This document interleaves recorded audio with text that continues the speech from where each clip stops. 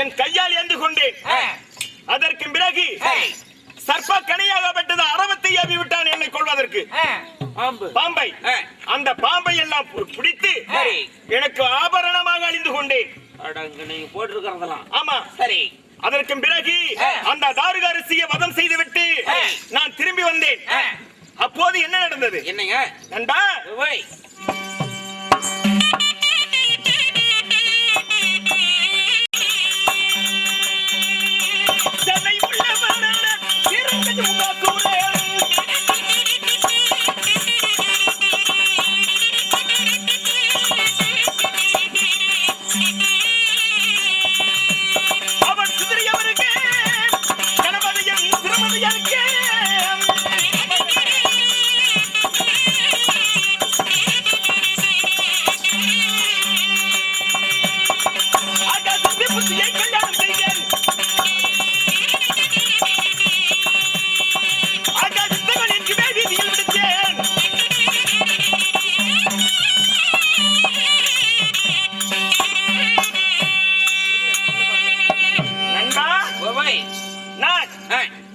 மறுநாள் கானக மார்க்கமாக மக்களை சந்திக்க போய் கொண்டிருக்கும் போது ஒரு ஆண் யானையும் பெண் யானையுமாகப்பட்டது மரகதாபுரம் என்று சொல்லக்கூடிய இடத்திற்கு சென்று கொண்டே இருந்தேன். மரகதாபுரி என்ற இடத்திற்கு. ஆமா சரி. அப்போது ஒரு ஆண் யானையும் பெண் யானையும் அதாவது புணர்ச்சி செய்து கொண்டிருந்தது யானைகள். ஆமா சரி. அதை பார்த்து நம்மளும் இந்த ஆணை உருவத்தோடு ஒரு ஆணையை சேர்ந்தால் அதனுடைய பேரின்பம் எப்படி இருக்கும் அப்படின்னு எனக்கே ஒரு பேராசை வந்து விட்டது. அந்த யானை புணர்ச்சியானதை பார்த்துட்டு நீங்க அந்த உருவத்தை எடுத்து புணர்ச்சியான எப்படி இருக்கும் அப்படின்னு ஒரு ஆசை. சரி. பேராசை வந்தவுடனே நான் சிவன் உருவத்தை மாற்றி பெரிய ஒரு மதங்கண்ட யானையாக உருவம் மாற்றி நின்றேன். நீங்க ஆமா சரி. அப்போது உமையவள் பார்க்கிறாள். ஓஹோ, கணவன் நம்மளை விட்டு ஆணை உருவத்தோடு ஏதோ ஒரு சூழ்ச்சகம் செய்கிறார், அவரை சோதிக்க வேண்டும் என்பதற்காக அவளும் உடனே பெண் யானையாக எடுத்து என் மேல் மோகம் கொண்டு எனக்கு முன்னால் நின்னால். அப்படியே கொண்டாச்சி நின்றது. ஆமா. அப்போது சரி என்னுடைய விகாரமாகப்பட்டது 8 அட்டகசங்களும் சல்லடை கண்போல் தொலைத்து அந்த பெண் யானையை நான் சேர்ந்து விட்டேன். சேர்ந்த உடனே அப்பவே இசை பண்டம் இரவு தாங்காமல் ஆணை முகத்தோடு ஆணை அதாவது ஆணை தலையாகவும் வயிறு பானை வயிற்றோடு என் மகனாகி விநாயக பெருமாள் பிறந்தார். யாரே விநாயகர்? ஆமா சரி. அப்படி பிறந்து இருக்கும் போது அந்த வனத்திலேயே கஜமகாசுரன் அவனுடைய சாம்ராஜ்யம் மரகதாபுரம் என்று சொல்லக்கூடிய இடது அவனுடைய சாம்ராஜ்யம். கஜமகாசுரன். சரி. அவன் பார்க்கிறான் ஒரு விபரீதமான குழந்தை இருக்கிறது, இது கேவலமாக இருக்கிறது, அந்த சிரசை வெட்டி தூக்கி வீசி விடலாம் அப்படி என்று கையால் இருக்கக்கூடிய வாளாயத்தை கொண்டு வந்து விநாயகருடைய சிரசை ஓங்கி விட்டவன் தான் கஜமகாசுரன். ஆமா சரி. அப்போது விநாயக பெருமாள் பார்க்கிறான், என் மகன் பார்க்கிறான், கையில் எந்த விதமான ஆயுதமும் கிடையாது, அருகாமல் இருக்கிறது அதாவது அருகம்பிள்ளை பிடுங்கி ஒரு ஆயுதமாக பானபிரயோகம் செய்தான். அருகம்பிள்ளை பிடுங்கி. ஆமா சரி. அந்த அருகம்புள்ளினுடைய ஆயுதமாகப்பட்டது அவனால் எதிர்த்து சமர் செய்யவே முடியவில்லை. சரி. பார்க்கிறான், ஓஹோ இவனுக்கு இவ்வளவு திறமை ஏற்பட்டு விட்டது, சூட்சகமாக கொள்ள வேண்டும் அப்படி என்று என் மகனுக்கு பயந்து தூர ஓடி ஓட்டம் பிடித்து பெருசாலி உருவம் கஜமுகாசுரனாக இருந்தவன் பெருசாலி உருவத்தோடு அங்கிருந்தே பட போட்டு கொண்டே வந்தான் மகன் அமர்ந்திருக்கக்கூடிய இடத்துக்கு. ஆமா கீழாம குந்தி இருந்த இடத்திலேயே கீழே நோண்டி அவன் தொடையிலே வந்து தூக்கி வீச துணிந்தான் அந்த கஜமுகாசுரன். தூக்கம் வருது. ஏன் நான் பேசுறதுனாலயா? இல்ல டீ குடுக்கல எனக்கு. அப்படி தூக்கி உடனே விநாயகர் என் மகன் பார்க்கிறான், ஓஹோ இன்னவனுக்கு இவ்வளவு நடந்து விட்டதா அப்படி என்று அதாவது எழுந்து அதாவது சங்கனு குந்தினான் அந்த பெருசாலி வாகனத்து மேல. எந்திரிச்சு அப்படியே உட்கார்ந்து இருக்கிறாரு. குந்தி அப்படி சதக்கா பிதக்கனா அப்படி மிதிக்கிறான். அப்போது அந்த கஜமுகாசுரனாக இருந்த பெருசாலிக்கு கண்கள் எல்லாம் பிதுங்கி உயிர் போகக்கூடிய நிலை ஏற்பட்டு விட்டது. அப்போது பார்க்கிறான், சரி சுவாமி விநாயக பெருமானே உன்னை நான் சோதித்தது தவறான எண்ணம் கொண்டேன், என் உயிரை விட்டு விடுங்கள் அப்படி என்று கேட்கிறார். விநாயக பெருமான் சொல்லுகிறார், இந்த உயிரை விட்டு கொடுத்தால் நீ என்ன செய்வாய் என்று கேட்டார். விநாயகர் பெருமாள் பெருசாலி கிட்ட கேட்டிருக்கிறாரு. ஆமா, கஜமுகாசுரன். ஆமா, சரி. கஜமுகாசுரன் சொல்லுகிறார், எப்படி இந்த உலகம் உள்ள வரைக்கும் இந்த கஜமுகாசுரனாக இருந்தவன் பெருசாலி வாகனத்தோடு உனக்கு நான் வாகனமாக நான் பணியாற்றுகிறேன் அப்படி என்று மன்னிப்பு கேட்டான். அப்போது அண்ணன் விநாயக பெருமாளாகப்பட்டவர் பெருசாலி வாகனத்தில் அமர்ந்து பேரும் புகழோடு இருக்கும்போது நான் பார்த்தேன், இப்பேற்பட்ட வித்தகமான பிள்ளையை பெற்றுவிட்டோம் அப்படி என்று பிரம்மதேவனிடத்தில் சென்று சித்தி புத்தி என்று சொல்லக்கூடிய 2 பெண்ணையும் என் மகனாகிய விநாயக பெருமாளுக்கு திருமணம் செய்து கொண்டேன். விநாயக பெருமாளுக்கு? ஆமா, கல்யாணம் பண்றீங்க? ஆமா, சரி. அப்படி செய்துவிட்டு நான் திரும்பி வரும்போது என்ன நடந்தது தெரியுமா? என்ன?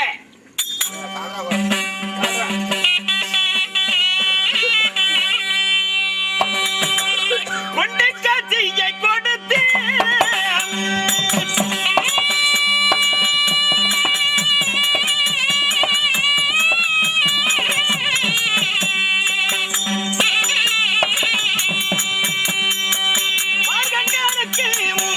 நான் கொண்டு வரவும் அளித்தேன்.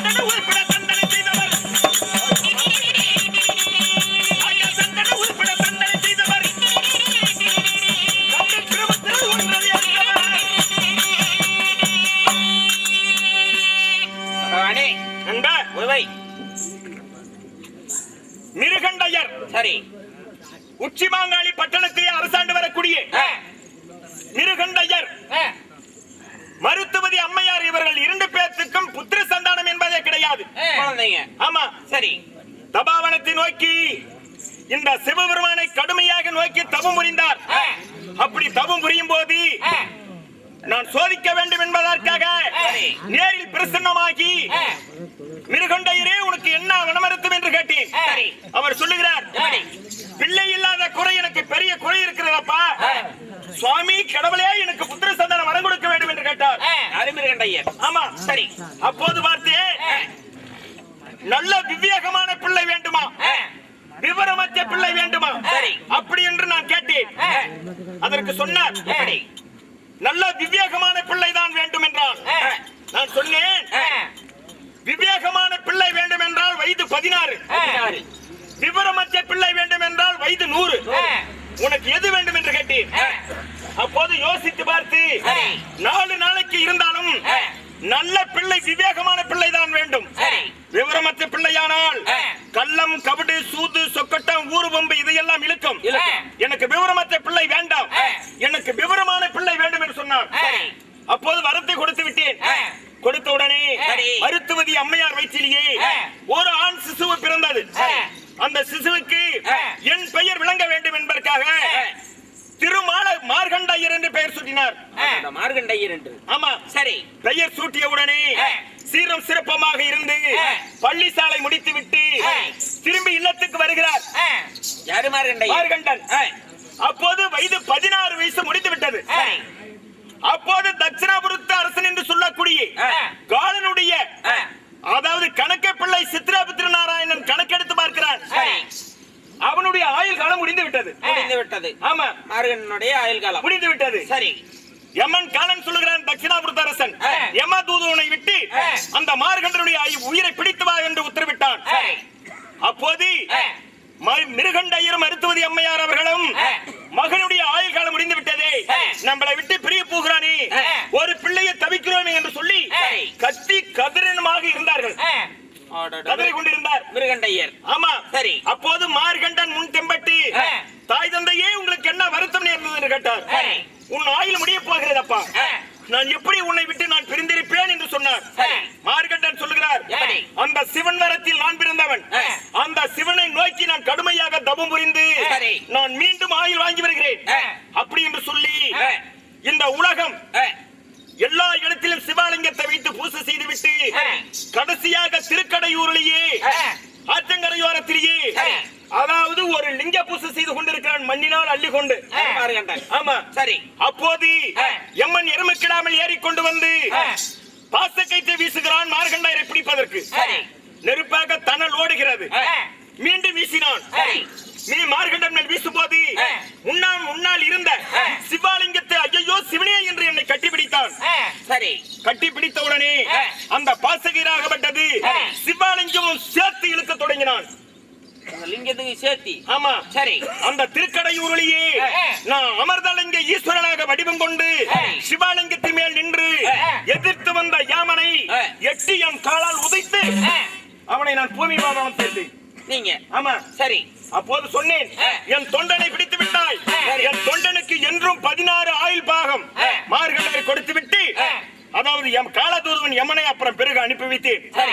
அப்படி இருக்கும்போது நான் திரும்பி வீட்டுக்கு வந்தேன். என் மனைவி பார்க்கிறாள். என்ன செய்கிறாள்? எப்படி?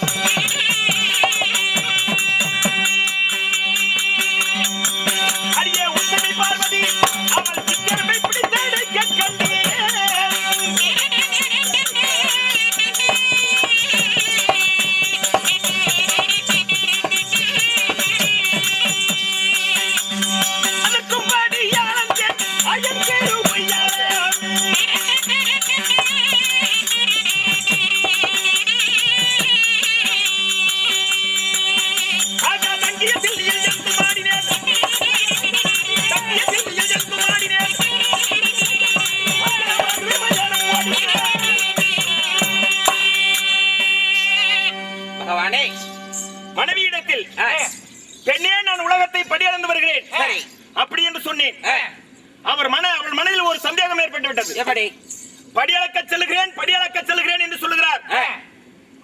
மூட்டையா வண்டியில் மூட்டையில ஏத்தி போறாரா இல்ல காடு தோட்டம் ஓட்டி வெள்ளாமை விளைஞ்சுதான் சரி. எப்படி புருஷன் படி அளக்க முடியும்? அப்படி என்று மனதில் நினைத்துக் கொண்டு என்னை மின்ன விட்டு அவசரமாக ஓடி ஒரு சிற்றரம்பை பிடித்து வந்து ஒரு சிமனுக்குள் அடைத்து வைத்தார். சிமனுக்குள்ள? ஆமா சரி. இந்த சிவனுக்கு எப்படி படி அளப்பார்? பார்க்கலாம். அப்படி என்று சரி அடைத்து வைத்து என்னை சோதனை செய்தால் உலகம் படி அளந்து விட்டு நான் வீட்டுக்கு திரும்பி வரும்போது அவசரமாக எனக்கு முன்னால் ஓடி அந்த சிமனை திறக்கிறாள். பார்க்கலாம் எப்படி அளந்திருப்பார். இருக்குது அவர் அங்க போயிட்டாரு. எப்படி அளப்பார்? அவசரமா திறந்தார். திறந்த உடனே அந்த சிற்றெரும்பாகப்பட்டது கால் குருணை கேழ்வரகை வாயால் கவ்விக்கொண்டே வெளியே வந்தது. கேழ்வரகு ஆரியம். ஆமா. ஐயோ தேவி என்னவென்றேன். சுவாமி உங்களை நான் சோதனை செய்து விட்டேன், என்னை மன்னித்து விடுங்கள் என்று கை கடங்குப்பினான். அதற்கு பிறகு சரி என்று ஒப்புக்கொண்டு நான் திரும்பி வீட்டுக்கு வந்தேன். நண்பா அப்படி இருக்கும்போது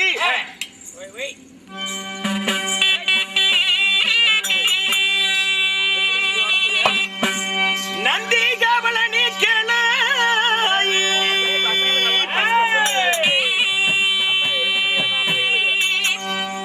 நந்தி காவலனி கேள நாட்டிய கைலாயத்தில்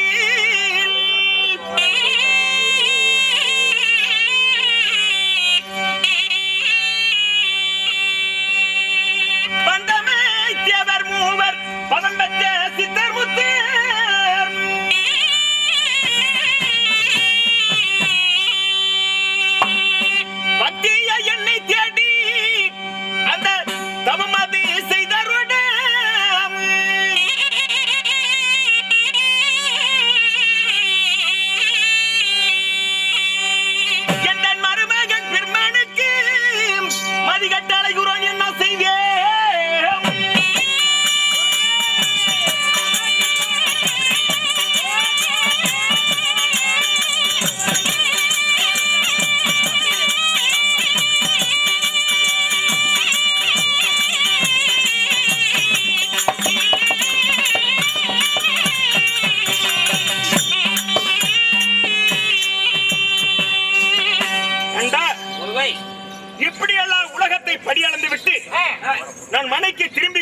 போது என் மருமகனாகிய பிரம்மதேவனுக்கு ஏதோ ஒரு இடக்கம் நேர்ந்து விட்டது போல் எனக்கு தெரிகிறது.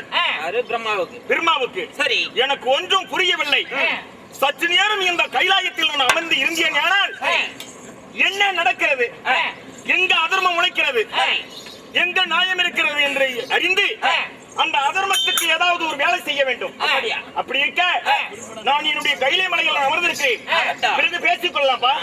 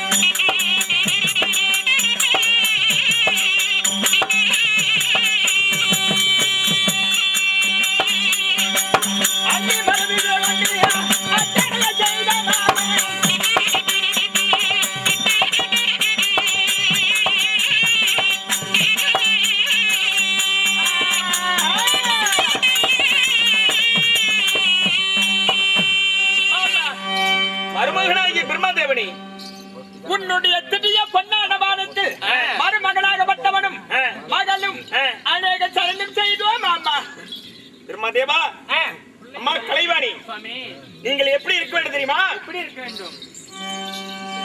அம்மைய பாதமாதை படித்ததினால்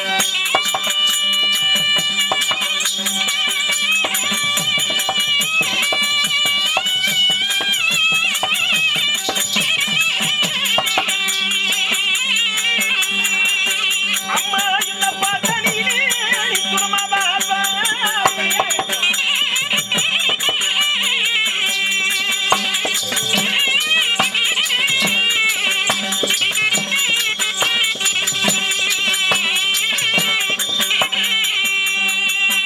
அப்படி வந்திருப்பாய் கொடிகளே.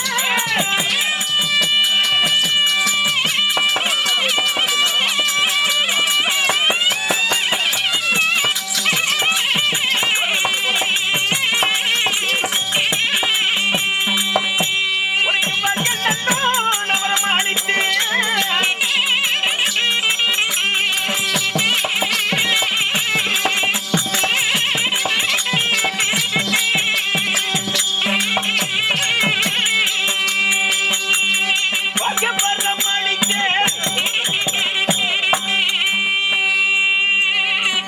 மருமகனாகிய பிரம்மாதேவனி, மாமா மகளே கலைவாணி, பா என் பாதம் அணிந்தபடியால் சரி என்றென்றைக்கும் சுகமாக வாழ்வீர்கள் என்று வரமளித்திருக்கிறேன். அப்படியே ஆகட்டும் மாமா.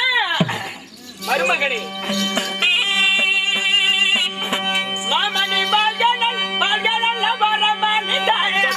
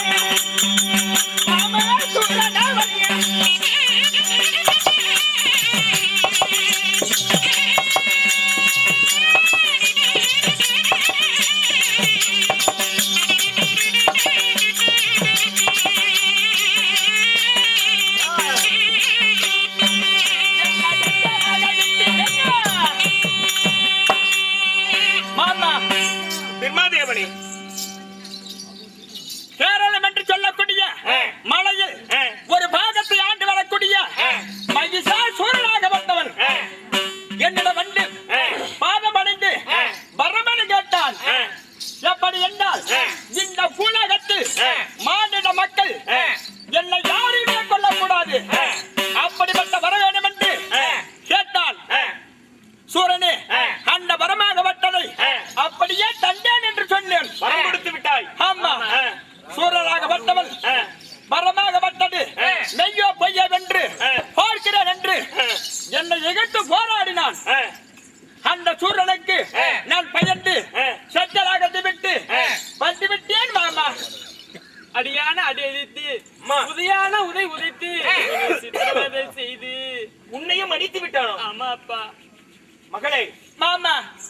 பிரம்மதேவனி மாமா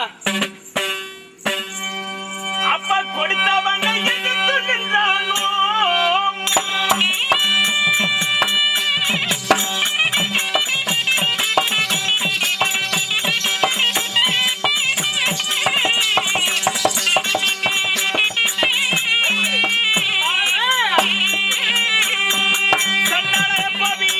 அவன் உன்னை கொடுத்தவனை எதிர்த்து நின்றானோ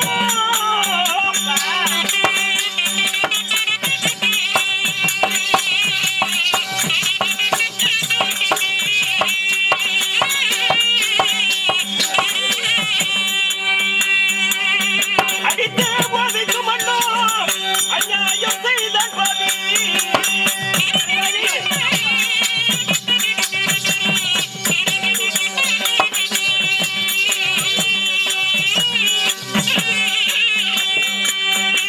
உங்களை அடித்து உதைத்து மண்ணோ அநியாயம் செய்தானோ பாவி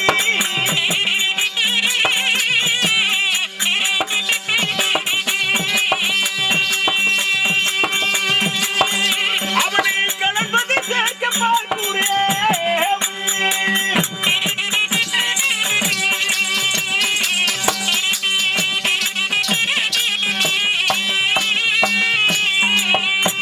சண்டாள பாவியை அவனை எவன்பது செய்ய பார்க்கிறே